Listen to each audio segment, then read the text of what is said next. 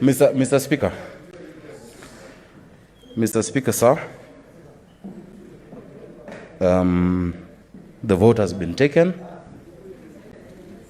and we accept. But Mr. Speaker, there's a question that was raised in this House.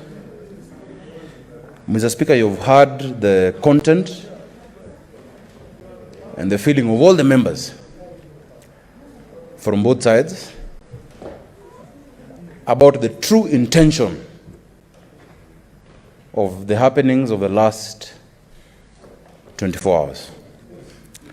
Mr. Speaker, Standing Order 78 of our standing orders is very clear. Mr. Speaker, there was a question that was raised earlier of correspondence that Senator Professor Abraham Kithure Kindiki, an alumni of a great school called the Duke of York, later Christian Lenana School, said, Mr. Speaker, I'm on a point of order. No. He's on a point of order. Mr. Speaker, Mr. Speaker. Order, members. Mr. Speaker, I know what they're guarding. You know, last time we said some people ran away with the ball. When the goal is being scored, you run with the ball. And then we said, and I withdraw those comments of the referee training with one team. That is not here now. Mr. Speaker, my brother Malala Wahungu wrote a letter withdrawing his delegation. Mr. Speaker, my other brother, the senator, I'm on a point of order. Mr. Speaker, you can raise a point of order at any point. We've also been in this house. Yeah, we've been in both houses. Mr. Speaker, the senator for Bomet, Langat, and if you look at the videos, Mr. Speaker, he has just been received so emotionally by his wife and children in Bomet. He said, as the senator for Bomet elected, he has withdrawn his vote and he's withdrawn his delegation. Mr. Speaker, you must rule to us now whether our standing orders have changed or whether, Mr. Speaker, I have a delegation of 7. In my letter, the first person who votes if I'm not there when they arrest me tomorrow, because I've just been informed I'm in the list, it's okay, is Senator Faria. If Senator Faria is not there, it is Senator Beth Mugo. If Senator Beth Mugo is not there, it's Senator Millicent Omanga, Mama Miradi. And if Senator Beth Omanga is not there, there is no vote. But today, Mr. Speaker, I can delegate it. I can say if I'm not there, there is no one delegated to vote on my behalf. Those are the rules. So, Mr. Speaker, as we proceed on Senator, whereas, because I'm raising this because we are discussing now, you have read out the next order, Senator Murkomen. Mr. Speaker, you have read out the next order. And the next order is Senator Were's amendment, and Senator Were's amendment will be voted on. We want to know who is going to vote on behalf of Malala, who is going to vote on behalf of Bomet. Mr. Speaker, I humbly ask that you give us direction on that, because also, last time people ran with the ball, now they've ran with the strikers.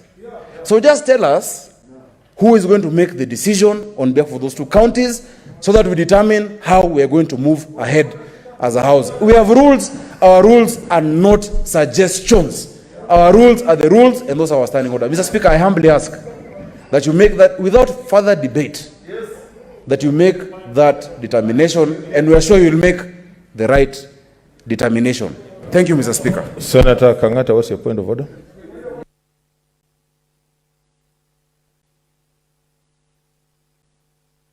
Mr. Speaker, sir, I rise pursuant to Standing Order 31, Sabbatical 3 and 4, that Senate does resolve to extend its sitting time and until the closure of business.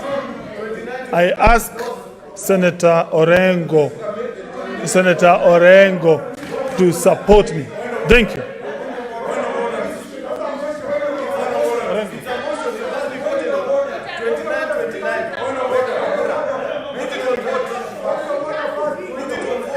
Order, senators.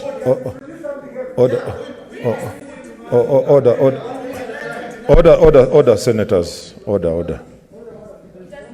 What's your point of order, Senator Murkomen? Mr. Speaker, thank you. Mr. Speaker, it was Senator Orengo, again, this morning, who, Mr. Speaker, said that we must move sequentially. Mr. Speaker, there was a point of order raised by Senator Sakaja. A very important point of order on, Mr. Speaker, the voting capacity of the members of delegation of Bomet and Kakamega. Mr. Speaker, Senator Orengo, you cannot have your cake and eat it. You had your time at my age. Allow us also to have our time. Yeah, so you don't interrupt us. So order, Mr. Speaker. Order, Senator. Mr. Speaker. Order, senators. What's your Mr. point Speaker, of order? I'm on a point of order. Order. I'm on a point of order. Order, leader. I am on a point of order. Order. Leader, he's on a point of order. I am on a point of order. Yes, order, senators. Okay. But I'm on a point of order. Order. I am on a point of order. Order, Senator Orengo. Order, Senator Orengo. He's on a point of order. He is on a point of order. I am on a point of order. He's on a point of order, Senator Orengo. Yeah. You will have your time. He's on a point of order. You will have your time. Okay. He's on a point of order. Okay. Senator Orengo. Senator Murkomen. Senator Orengo, please. Please. You have made me point of reference in this house 100 times. So please. Senator Murkomen, focus on your point of order. Mr. Speaker, yeah, I'm focusing on what I came to do here. Mr. Speaker, you remember in my contributions earlier, and you were on the chair, that the withdrawal of 3 senators had consequences on the motion that we just voted. And you remember in my contribution, Mr. Speaker, I said that it must be clear to this House before we progress that the letters that were written by Senator Langat and Senator Malala, which were received in your office, Mr. Speaker, must first be recognized to determine, Mr. Speaker, whether the motive that we have all debated in this House of arresting all these 3 senators had something to do with delegating their vote, and then someone else will vote against their will. And Mr. Speaker, those senators are very clear. Senator Langat actually wrote a second letter. After writing one in June, he repeated another one today, that is asking the Speaker that no member of his delegation can vote on his behalf. So why is this important? I know Senator Orengo off the record was trying to say, we are not yet there. We are there, Mr. Speaker, and let me convince you why. Mr. Speaker, we are there because we are now moving to a motion that concerns counties. What is your point of order, Senator? And if it's a motion concerning counties, Mr. Speaker, my point of order is that, Mr. Speaker, we are requesting you to first make the ruling, Mr. Speaker, on the question of, a substantial question of whether Senator Milko, Senator Sionga, Senator Msuruve will vote on behalf of Malala and Langat, Mr. Speaker. Senator Mtula Kilonzo Jr.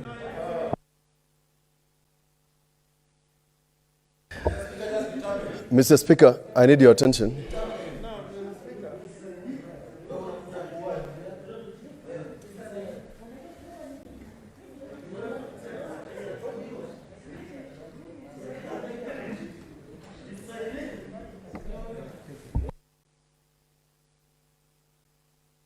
Senator Mtula Kilonzo Jr. Mr.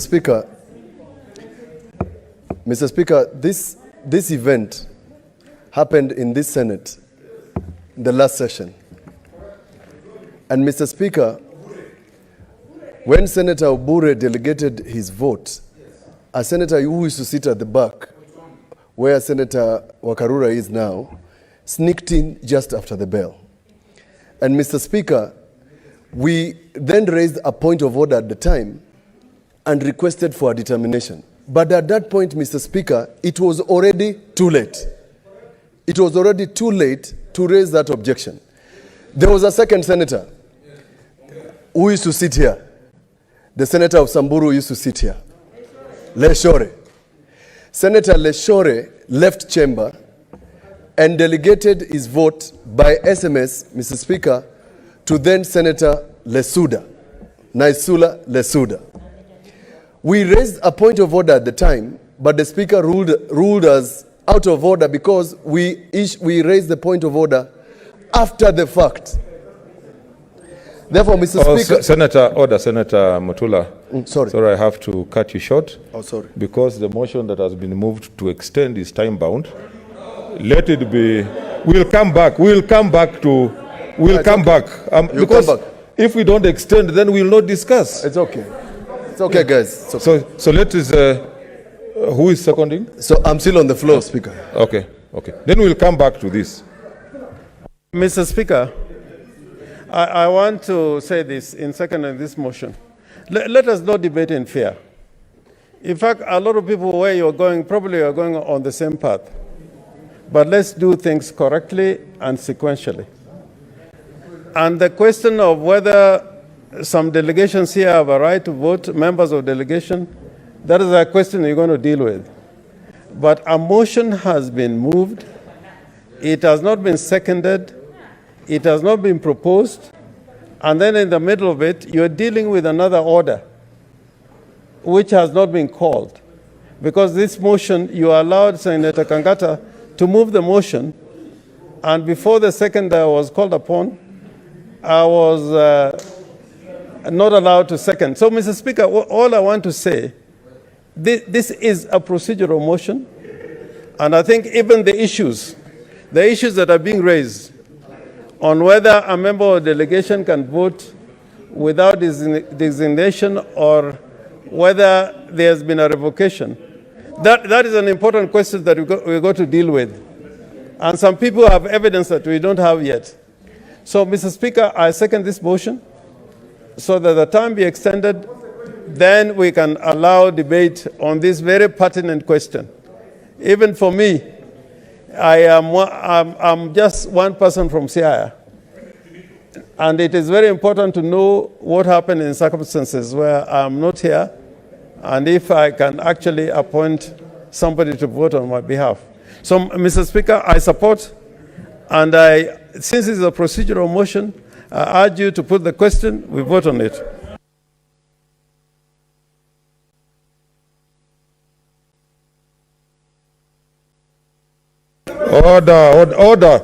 Order, senators.